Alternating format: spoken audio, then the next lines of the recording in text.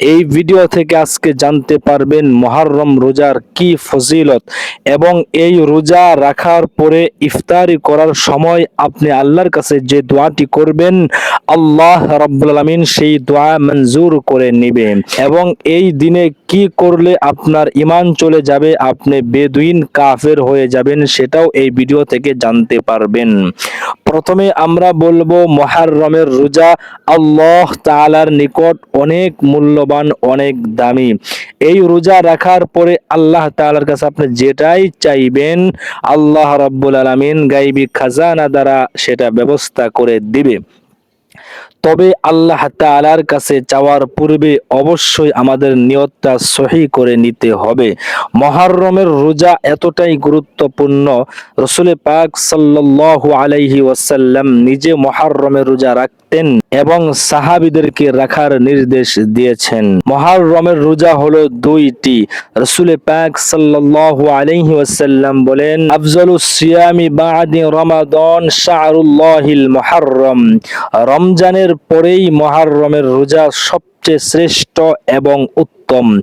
আমরা জানতে পারলাম রাসূলের হাদিস থেকে রমজানের পরেই যেই রোজা আল্লাহ তাআলার কাছে প্রিয় এবং শ্রেষ্ঠ সেটি হলো শাহরুল্লাহ, মানে আল্লাহ তাআলার মাস, মুহররমের মাস। এই মুহররম আল্লাহ তাআলার মাসে দুইটা দিন রয়েছে, 9 মুহররম এবং 10 মুহররম।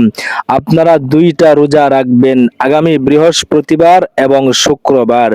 যদি কোনো কারণে বৃহস্পতিবার 9 তারিখের রোজা আপনারা রাখতে না পারেন তাহলে 10 তারিখ মুহররম আশুরার দিন রোজা রাখবেন এবং 11 তারিখ শনিবার মুহররমের রোজা দুইটা পূর্ণ করবেন। একটি রোজা রাখলে কিন্তু হবে না। ইহুদিরা একটি রোজা রাখতো, নবীজি বলেছে আমরা দুইটি রোজা রাখবো। ইহুদিদের সাথে যেন আমাদের কোনো মিল না থাকে। এতে আমরা রাসূল সাল্লাল্লাহু আলাইহি ওয়াসাল্লামকে সুন্নতকে অনুসরণ করে 9 মুহররম 10 মুহররম 9 মুহররম রাখা সবচেয়ে উত্তম। 9 তারিখ 10 তারিখ এই দুইটি রোজা আপনারা রাখবেন আগামী বৃহস্পতিবার শুক্রবার। এর ফজিলত কি? যদি আপনি মুহররমের রোজা রাখতে পারেন, রাসূল পাক সাল্লাল্লাহু আলাইহি ওয়াসাল্লাম বলেন, আমি আশা করি আমার কোন উম্মত যদি মুহররমের দুইটা রোজা রাখে আল্লাহ পাক রব্বুল আলামিন তার অতীতের 1 বছর পূর্বের 1 বছরের গুনাহকে আল্লাহ তাআলা মাফ করে দিবে। সুবহানাল্লাহ। তাহলে বুঝতে পারলেন যে মুহররমের রোজা রাখার কারণে পূর্বের 1 বছরের গুনাহ আল্লাহ আমাদেরকে মাফ করে দিবে। কি না গুনার কাজ করেছি, টিভি, সিনেমা, ফেসবুক, টিকটকের মধ্যে বিভিন্ন নাচ গান, অশ্লীলতা, বেহায়াপনা সহ বাস্তবে নিজের চোখের দ্বারা গুনাহ, কান্নর দ্বারা গুনাহ, আমাদের হাত পা দ্বারা গুনাহ করতে করতে আমরা জর্জরিত হয়ে গিয়েছি। আল্লাহ রাব্বুল আলামিন যেহেতু আমাদের 1 বছর পূর্বের গুনাহগুলোকে মাফ করে দিবে এই দুইটি রোজার উসিলায়, তাহলে প্রত্যেকটি মুমিন মুমিনাত মুসলিম মুসলিমাদের উচিত হলো তারা যেন এই মুহররমের দুইটি রোজা রাখে। আমার ভাইরা, এই রোজা শুধু রাখলেই হবে না, রোজা রাখবেন কিভাবে, নিয়ত করবেন কিভাবে? সাহারি খাওয়ার পরে আপনি নিয়ত করবেন আল্লাহ এই মুহররমের 9 তারিখ একটি রোজা রাখার নিয়ত করলাম তোমার জন্য। এইভাবে প্রথম দিন আবার দ্বিতীয় দিন আশুরার দিন আপনারা একই নিয়তে আপনারা মুহররমের রোজা রাখবেন। ইফতারি করার পূর্বে আপনি যেই দোয়া করবেন আল্লাহ রাব্বুল আলামিন সেই দোয়া আল্লাহ তাআলা কবুল করে নেবে। আমরা অনেকেই জানি এই দুনিয়া যেদিন কিয়ামত হয়ে যাবে ওই দিনটা হবে মুহররমের 10 তারিখ আশুরার দিন, বারটা হবে শুক্রবার।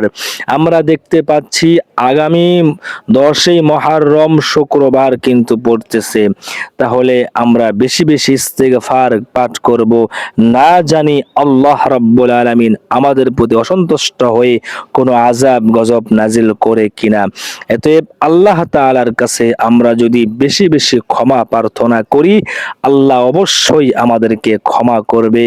আল্লাহ তাআলা মাসুম বানিয়ে আল্লাহ তাআলা আমাদের গুনাহগুলোকে ধুয়ে মুছে পাক সাফ করে আপন বানিয়ে নিবে। আল্লাহু আকবার। অতএব সম্মানিত দ্বীনী ভাই ও বোনেরা, এই আশুরার দিন অনেক ঘটনা ঘটেছে, আমরা অনেকেই জানি। ইমাম হুসাইন রাদিয়াল্লাহু তাআলা আনহু তিনি কারবালার ময়দানে শহীদ হয়েছেন। আল্লাহু আকবার। আমরা বিস্তারিত ঘটনা অনেকেই কম বেশি জানি। কারবালার ময়দান, ইমাম হুসাইন রাদিয়াল্লাহু তাআলা আনহুর শরীর তার রক্ত থেকে প্রবাহিত হয়ে কারবালার মাটি রক্তে রঞ্জিত হয়েছে এই 10 মুহররম আশুরার দিন। আশুরার দিন আপনারা রোজা রেখে আল্লাহ তাআলার কাছে কান্না করে আহলুল বাইত রাসূল পাক সাল্লাল্লাহু আলাইহি ওয়াসাল্লামের পরিবারের জন্য দোয়া করবেন, মাগফিরাতের জন্য দোয়া করবেন এবং বেশি বেশি এই 2 দিনে আপনারা দরুদ ইব্রাহিম সহ ছোট দরুদ সাল্লাল্লাহু আলাইহি ওয়াসাল্লাম পাঠ করবেন। বিশেষ করে রাসূলের শানে এই দিনগুলোতে আপনারা বেশি বেশি দুরূদ শরীফ পড়বেন। আর যদি আপনারা পারেন মুহররম মাস জুড়ে একদিন পর পর 3 দিন পর পর আপনারা 10টা 15টা 20টার মতো রোজা রাখতে পারেন নফল রোজা হিসাবে। আমার ভাইরা, আল্লাহ রাব্বুল আলামিন এই দিনে অনেক ঘটনা সংঘটিত করেছেন। হযরত আদম আলাইহিস সালাতু ওয়াস সালাম কে আল্লাহ তাআলা ক্ষমা করেছিল এই আশুরার দিন 10 মুহররমে। হযরত মূসা আলাইহিস সালাতু ওয়াস সালাম কে ফেরাউনের ষড়যন্ত্র থেকে আল্লাহ তাআলা মুক্তি দিয়েছিল আশুরার দিন 10 মুহররমের দিন। যেই দিন ফেরাউন নীল নদীতে ডুবে মারা গিয়েছে, ওই দিনটাও ছিল আশুরার দিন 10 মুহররম।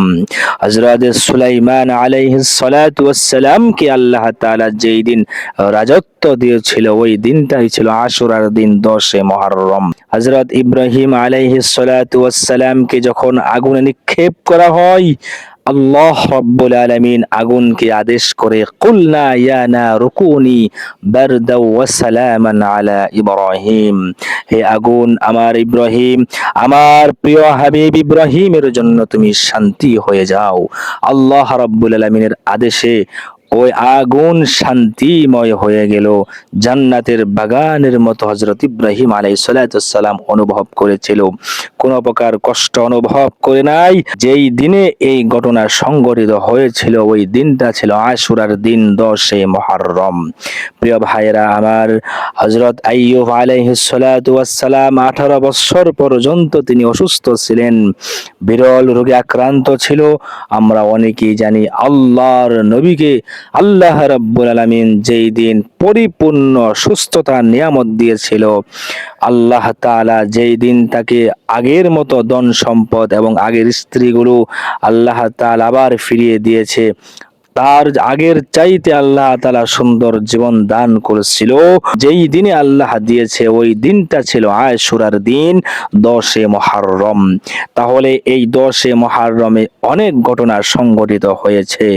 আমরা রাসূল পাক সাল্লাল্লাহু আলাইহি ওয়াসাল্লামকে সুন্নতকে অনুসরণ করে 9 এবং 10 তারিখ 2টি রোজা রাখার চেষ্টা করব ইনশাআল্লাহ।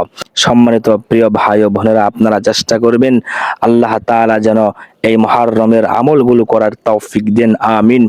যারা আমার এই চ্যানেলে নতুন দর্শক অবশ্যই চ্যানেলটি সাবস্ক্রাইব করে রাখবেন।